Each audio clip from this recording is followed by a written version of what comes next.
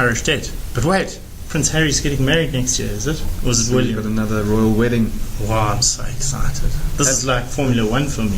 I just get so excited. So we're halfway through November, eh? It's terrible. We have to apologise to everyone. Our moves are terrible. But we're talking about Irish debt and how it affects South Africa.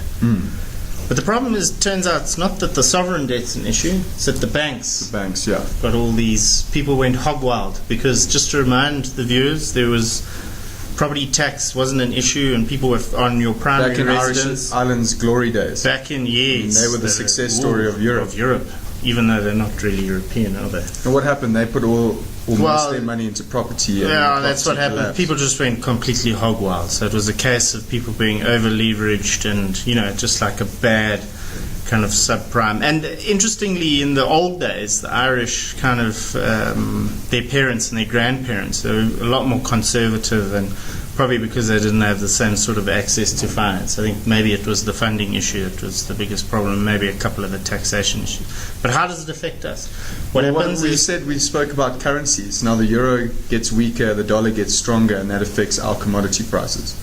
That's in the short term, though. Yeah, it's in the short term. Ultimately in the long term, I think we'll probably sail through all of these problems. And, people, if you say to them, oh, remember Dubai World, that was, and this is one of the pigs. And I think these issues will probably knock around for the better part of half a decade. But you worked out the other day, what is the value of Ireland and Portugal compared to the whole of Europe? I mean, It's the tiny, percentage eh? of their Yeah, economies. something like If you 3%. add those two economies together, they're less than 3% of the overall European Union. So it's So not is it like Swaziland defaulting and affecting us? well, like the Swaziland banks being in trouble and us being completely, our currency getting sold on the basis of Swaziland banks defaulting. Yeah, no, But I think that's at a the good end of the example. day, I mean, they will get bailed out. Germany and France won't allow. Or that, default. yeah, but I think, what's more important is that this has to stop somewhere, so that Central European facility for their banks specifically, because I was looking at Bloomberg this morning and there was like something like a percentage of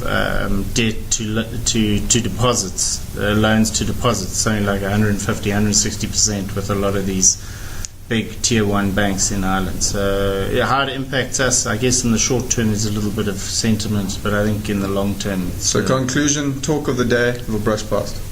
yes, as usual these things will pass.